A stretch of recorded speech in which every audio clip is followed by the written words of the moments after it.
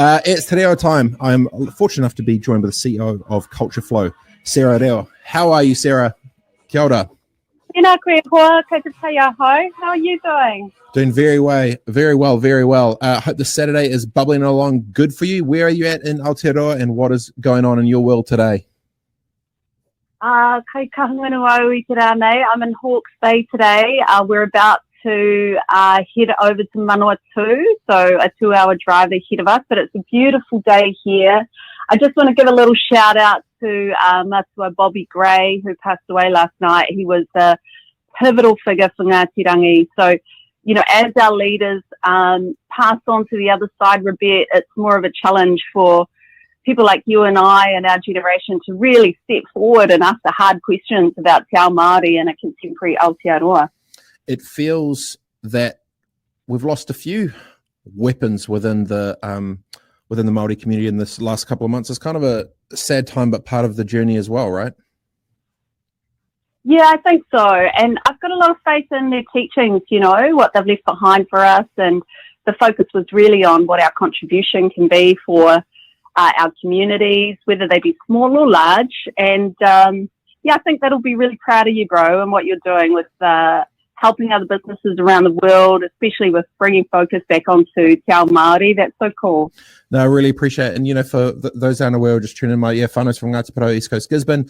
But it's kind of unfortunate, but I've actually can still currently, as today, I can speak more Japanese and Nihongo because I used to live over in Japan than I actually can Māori, which is kind of a bit of a bummer. And so I've set myself up this year to get back into it to learn a bit more. So what I was thinking as I'm on my journey too is we can get some weekly little catch-ups and insights and learnings from yourself and the team there at Culture Flow. So I actually wanted to ask a bit of a simple question to kind of business related, but at the same time, we've sort of briefly touched on it last week, was that, you know, culture that was seen by many as a potential liability is now seen as a massive asset in terms of differentiating yourself from many other competitors, but also embracing all the people and the upside that can exist within culture. So I guess the way I wanted to maybe just ask you for today, Sarah, is what do you think the best way is for businesses who haven't, that want to engage with culture and Te Reo Māori and other different cultures and stuff?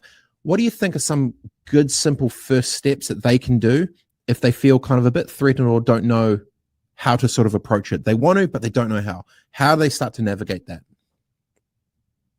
That's such a good question, Ehua. There are so many programs out there. Just a shout out to all of the wānanga, Te Whare Wānanga Aotearoa, Awanuiarangi, Raukawa. They have free programs for everybody who wants to get involved. There are also some amazing YouTubers out there that are just putting content out every day on the daily. And so that's an option for people who don't want to commit to a course. You know, there's a young man out there who has over 100,000 followers on YouTube. Unfortunately, I can't remember his name at this minute, but if you put in Te Reo Māori on YouTube, I'm sure he'll pop up. And there are lots of different programs on Insta as well. And Culture Flow is just one of them. And I just want to promote all of the different providers out there because we've all got different ways that we want to engage. And some of us want to be full on and some of us don't want to be full on. So, yeah, just Google Te Reo Māori. The Māori Language Commission has some amazing resources that you can download. They're all free. As to the Ministry of Māori Development, Puni Kōkiri, they're all free.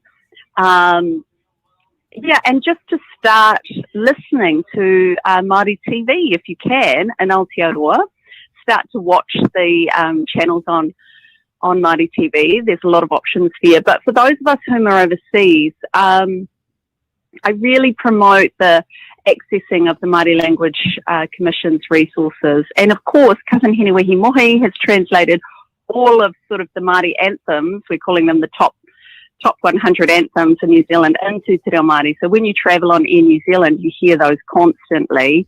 And I think you can download those on Spotify as well, Rob. It's just Māori anthems. So yeah, lots of different ways for people to engage. And I just say, just give it a go. You know, it's not about getting it right the first time. It takes 10,000 hours, as you know, being a professional snowboarder and a successful businessman, to do something really well. So just give it a go. And and enjoy the journey. Yeah. I think one of the interesting parts to that is you get a lot more leeway when people know your intent is right. If they know you're trying, That's right.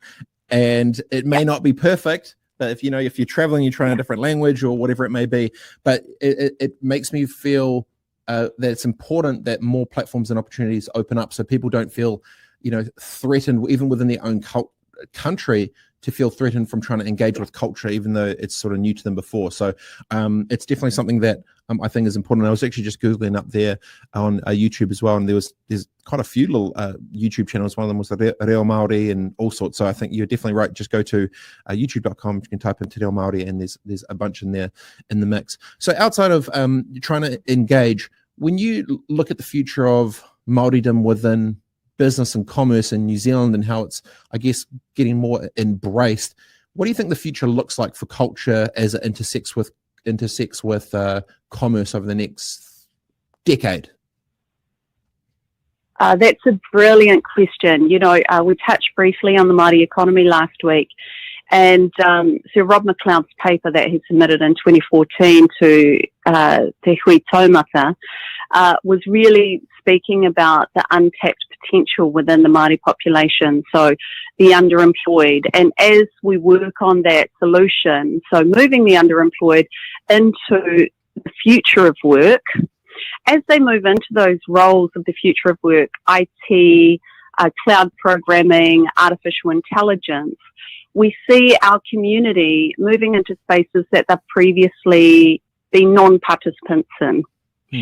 And I think the knowledge that we gain when we intersect into those industries means that the growth of the culture happens organically within the industry, because any business that does really well, as you know, is an authentic business that looks after its people and nurtures its culture. And to nurture the culture, it doesn't necessarily mean we're all monocultural and we're all monolingual. I'll defer to you. I mean, you're the successful businessman, Ehua, but it's really about taking people for where they're at authentically and celebrating that within the business.